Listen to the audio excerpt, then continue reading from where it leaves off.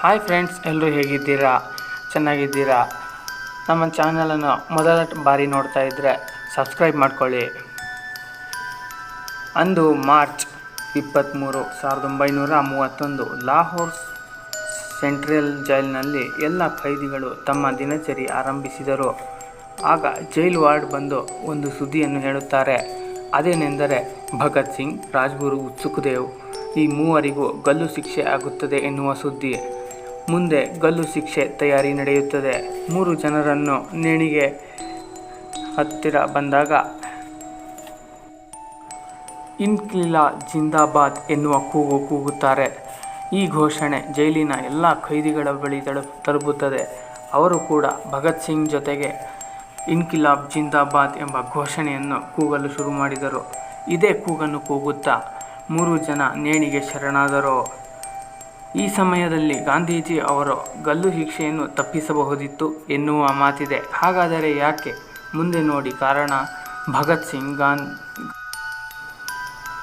ಸಿಂಗ್ ಮತ್ತು ಗಾಂಧಿ ಇಬ್ಬರ ಗುರಿ ಒಂದೇ ಆಗಿತ್ತು. ಅದೇನೆಂದರೆ ದೇಶಕ್ಕೆ ಸ್ವಾತಂತ್ರ್ಯ ತರುವುದು. ಆದರೆ ಹೋರಾಟದ ದಾರಿಯಲ್ಲಿ ಬೇರೆ ಬೇರೆ ಆಗಿತ್ತು. ಗಾಂಧಿ ಅಹಿಂಸೆ ಮಾರ್ಗ, ಭಗತ್ ಸಿಂಗ್ ಕ್ರಾಂತಿಕಾರಿ ಹೋರಾಟಗಾರರು. ಜಲಿಯನ್ ವಾಲಾಬಾಗ್ ಹತ್ಯಾಕಾಂಡ ಭಗತ್ ಸಿಂಗ್ ಅವರನ್ನು ರೊಚ್ಚೆಬ್ಬಿಸಿತು. ಇಬ್ಬರಲ್ಲಿ ತುಂಬ ವ್ಯತ್ಯಾಸವಿತ್ತು. ಚೌರಿ ಚೌರ ಹತ್ಯಾಕಾಂಡದಲ್ಲಿ ಬ್ರಿಟಿಷ್ ದಾಳಿಗೆ 22 ಹೋರಾಟಗಾರರು ಬಲಿಯಾದರು. ಈ ಘಟನೆಯ ನಂತರ ಗಾಂಧಿ ಹೋರಾಟದಿಂದ ಹಿಂದೆ ಸರಿದರು.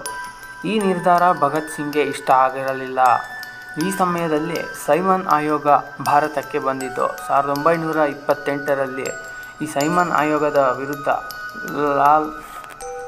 ಲಾಲಾ ಲಜಪತ್ ರಾಯ್ ನೇತೃತ್ವದಲ್ಲಿ back Simon, go back Simon ಎಂಬ ಘೋಷಣೆ ಹೊರಡಿಸಿ ಪ್ರತಿಭಟನೆ ನಡೆಯಿತು.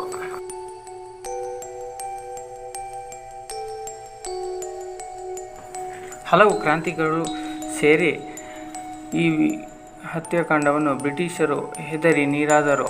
ಇದರಿಂದ ಕೆರಳಿದ ಬ್ರಿಟಿಷರು ಲಾಠಿ ಚಾರ್ಜ್ ಶುರು ಮಾಡಿದರು. ಎಲ್ಲ ಕಡೆ ಜನರನ್ನು ಹಿಂಸಿಸಲು ಶುರು ಮಾಡಿದರು. ಇದರಲ್ಲಿ ಲಾಲಾ ಲಜಪತ್ ರಾಯ್ ಸಾವನ್ನಪ್ಪಿದರು.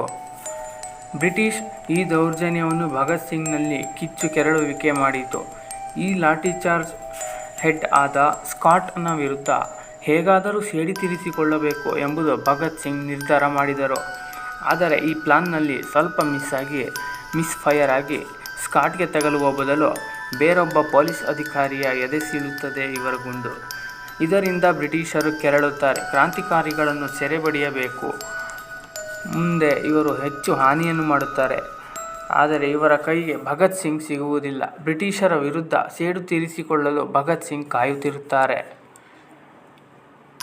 ಬಟುಕೇಶ್ವರ್ ದತ್ ಜೊತೆ ಸೇರಿ ಸೆಂಟ್ರಲ್ ಅಸೆಂಬ್ಲಿಯ ಮೇಲೆ ದಾಳಿಯನ್ನು ಮಾಡಿ ಅಲ್ಲಿ ಇನ್ಕ್ವಿಲಾಬ್ ಜಿಂದಾಬಾದ್ ಎಂಬ ಘೋಷಣೆಯನ್ನು ಕೂಗಿದರು. ಮತ್ತು ಭಗತ್ ಸಿಂಗ್ ಜನಭರಿತ ಅಸೆಂಬ್ಲಿಯಲ್ಲೇ ಸ್ಯಾಂಡರ್ಸ್ ಎಂಬ ಅಧಿಕಾರಿಯನ್ನು ಕೊಂದರು. ಅಲ್ಲಿಗೆ ಭಗತ್ ಸಿಂಗ್ ಮೇಲೆ ಕೊಲೆಯ ಆರೋಪ ಆಯಿತು. ಭಗತ್ ಸಿಂಗ್ ಅವರನ್ನು ಜೈಲಿಗೆ ಹಾಕಿದರು. ಇದೇ ಕೇಸ್ನಲ್ಲಿ ಗಲ್ಲು ಶಿಕ್ಷೆ ಘೋಷಣೆಯೂ ಆಯಿತು.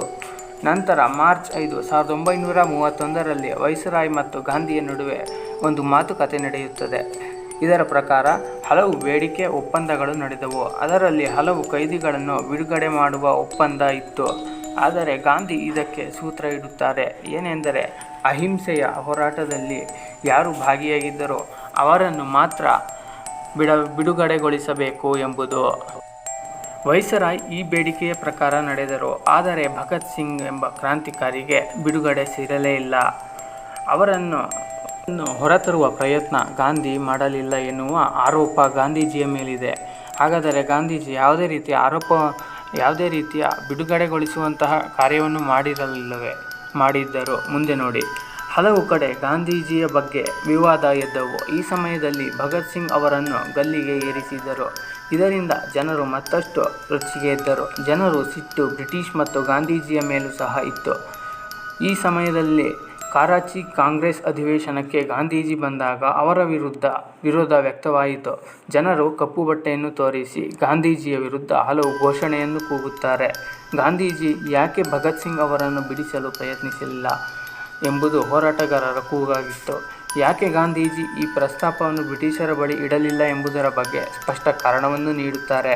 ಯಾಕೆಂದರೆ ಭಗತ್ ಸಿಂಗ್ ಕ್ರಾಂತಿಕಾರಿ ಆದ್ದರಿಂದ ಅವರೊಬ್ಬರಲ್ಲದೆ ಬೇರೆ ಜನರಿಗೂ ಸಹ ಪ್ರಾಣಹಾನಿಯಾಗುತ್ತದೆ ಮತ್ತು ಬ್ರಿಟಿಷರು ಸಹ ಈ ರೀತಿಯ ರಕ್ತಸಿಕ್ತ ಕ್ರಾಂತಿಗೆ ಯಾವುದೇ ಮಾತುಕತೆಗೆ ಮಣೆ ಹಾಕುತ್ತಿರಲಿಲ್ಲ ಎಂಬುದು.